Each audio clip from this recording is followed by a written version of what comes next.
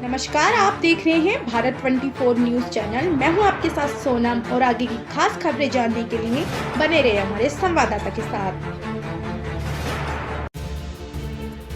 अखिल भारतीय विद्यार्थी परिषद में शिक्षा मंत्री का पुतला दहन किया। देश भर में पेपर लीक के मामलों को लेकर बढ़ रहे विरोध के बीच मसूरी के एमपीजी कॉलेज में भी छात्रों का आक्रोश देखने को मिला। अखिल भारतीय विद्यार्थी परिषद (ABVP) के बैनर तले बड़ी संख्या में छात्र छात्राओं ने केंद्रीय शिक्षा मंत्री धर्मेंद्र प्रधान के खिलाफ प्रदर्शन करते हुए उनका पुतला दहन किया और पेपर लीक की घटनाओं पर कड़ी कार्रवाई की मांग उठाई। मसूरी स्थित एमपीजी कॉलेज के मुख्य द्वार के बाहर आयोजित प्रदर्शन का नेतृत्व ABVP के कॉलेज उपाध्यक्ष अनुज पंवार और कॉलेज विश्वविद्यालय प्रतिनिधि आशुतोष जोशी ने किया। प्रदर्शन में बड़ी संख्या में छात्र छात्राएं शामिल हुए और पेपर लीक के विरोध में जोरदार नारेबाजी की। छात्रों ने केंद्रीय शिक्षा मंत्री धर्मेंद्र प्रधान से नैतिक जिम्मेदारी लेते हुए इस्तीफा देने की मांग की। प्रदर्शन के दौरान छात्र नेताओं ने कहा कि पेपर लीक केवल एक राजनीतिक मुद्दा नहीं, बल्कि लाखों मेहनती और ईमानदार छात्र छात्राओं के भविष्य से जुड़ा गंभीर विषय है।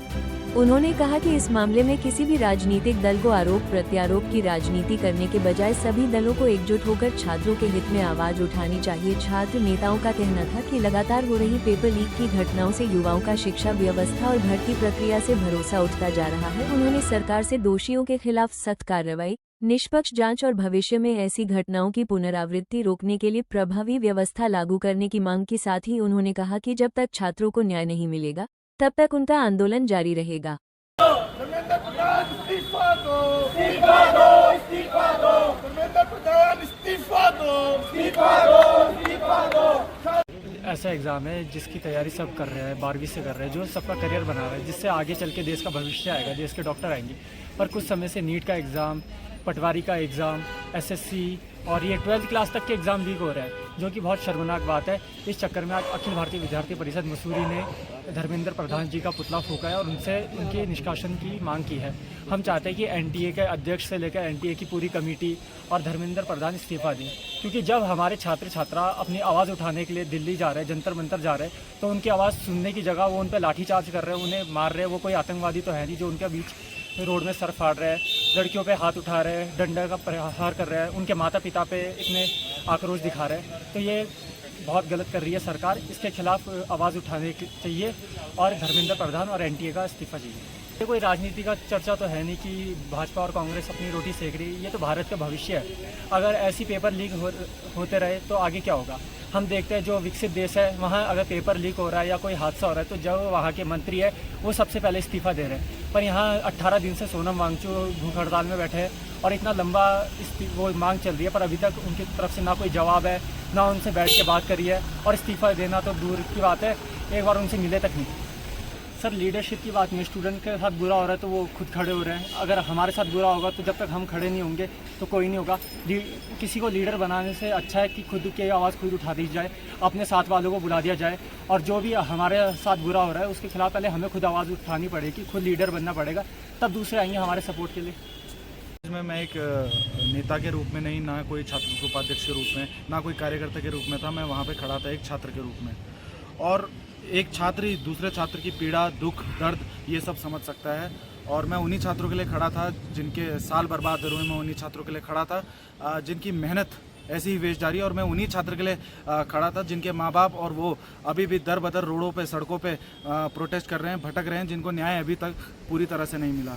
आप एक बात बताइए, एक छात्र जो 12वीं के बाद अपने बड़े बड़े ख्वाब देखता है, एक बड़े कॉलेज में दाखिले के ख्वाब देखता है और उसके लिए उसको एक एंट्रेंस टेस्ट देना पड़ता है, और उसी एंट्रेंस टेस्ट में से है एक नीट।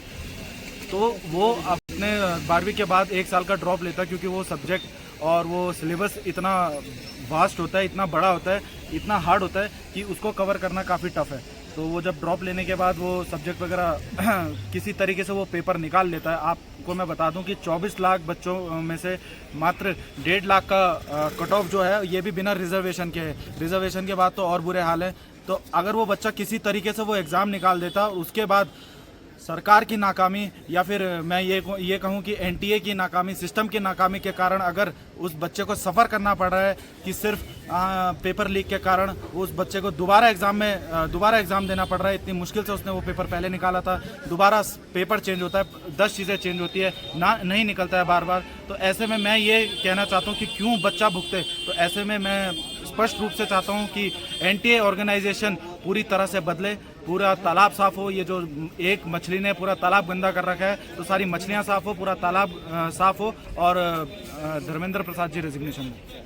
देखिए, मैंने आपको सबसे पहले मैंने यही बोला कि मैं यहाँ पे कोई छात्र नेता के रूप में नहीं, ना ही कोई छात्र संघ उपाध्यक्ष के रूप में। मैंने इसलिए ये बोला है क्योंकि ये राजनीति की बात है ही नहीं। वो बात अलग है कि कुछ राजनीतिक पार्टियाँ जब हथौड़ा गर्म है तो छात्रों को मोहरा बना के उस पर राजनीति कर रहे हैं। खैर, मैं उस दिशा में इस चीज़ को नहीं ले जाना चाहता हूँ, पर मैं ये कहता हूँ कि भाई अगर आज हम छात्रों के लिए खड़े नहीं होते हैं तो कल के दिन हमारे लिए भी कोई खड़ा नहीं होगा। आज बच्चों को लाठी चार्ज पड़ रहे हैं, लाठी चार्ज हो रहा है उनके साथ, बच्चों के साथ अन्याय हो रहा है। अब भले ही सरकार ने इसमें कुछ अहम फैसले लिए, सीबीआई जांच बैठाई है, 13 से 15 लोग गिरफ्तार हो चुके हैं और रीनीट का एग्ज़ाम जो 21 जून को दोबारा हुआ था और फिर 21 मई को दोबारा हुआ था और 21 जून को दोबारा हुआ था और वहीं 16 जुलाई को इसके परिणाम घोषित हुए। मगर ये पूरी तरह से कहीं ना कहीं इंसाफ नहीं दिलाता, क्योंकि जिन 1 दर्जन बच्चों की मृत्यु होगी उन्हें भी पूरी तरफ से अभी इंसाफ नहीं मिला है, ना उनको मुआवजा मिला है। जो प्रायोरिटी थी एबीवीपी की थी, बाकी इसमें छात्र मात्र जो थे वो कॉलेज के छात्र थे।